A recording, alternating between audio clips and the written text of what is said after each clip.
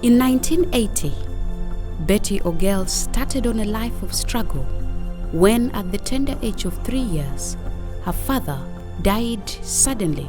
It was decided that Ogiel would go on to stay with her uncle Nicholas. Ogiel, being his only beneficiary at the time, was privileged to get a bursary from the Christian Children's Fund.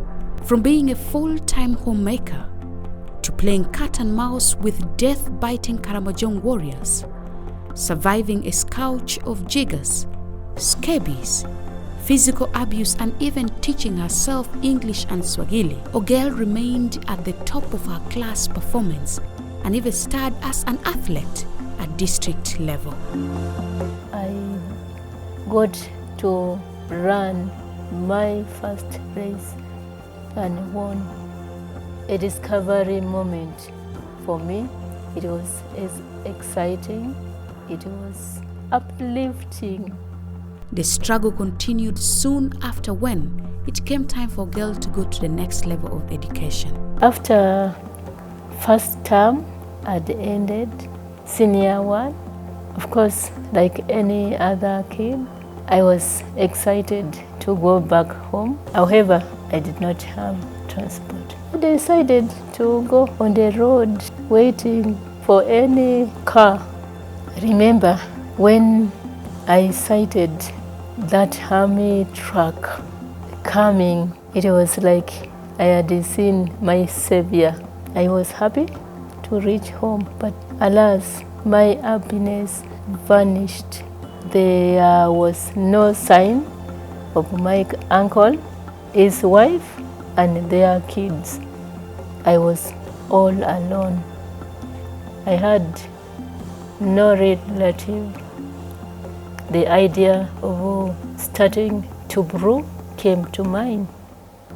So I had to devise a way of keeping myself busy. Most importantly, I wanted to be able to go back to school. I had to look for something my hands would do. Growing up in a hard life taught me that work is never a punishment. A near-death experience at school brought the help that Ogiel badly needed. Ogiel got bitten by a poisonous snake. This caught Sister Susan Anyango's attention and got Ogiel a bursary from the Society of the Sacred Heart Sisters. Ogiel remained a top performer in academics and equally on the sports field. Now, education at the university stood as yet another mountain for her to climb. After missing government sponsorship, I went to Sister Susan Anyango, my angel, who showed up at every stage. Sister mentioned one thing that I still remember up to today. Betty, she said, you deserve to go to the university. We went ahead and I joined. After first semester, I got stuck. I decided I would escalate this situation up to the highest office.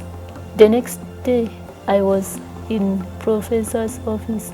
Then I started narrating my story to him without many questions.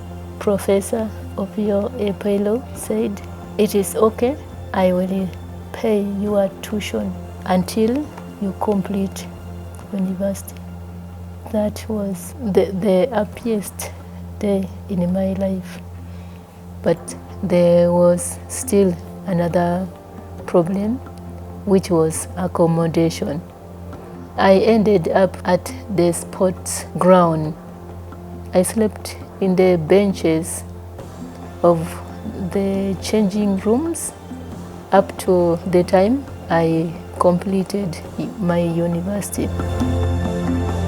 Finally, against all odds, Ogiel graduated from Makerere University with an upper second class honors degree. I keep thinking about what I went through against all odds, and I keep thinking that there is a girl who is just like me, and that created a discomfort in my life. I established the Betty Ogiel Foundation because I believe in giving hope to others. Just know that we are all here for others. So I believe in supporting others.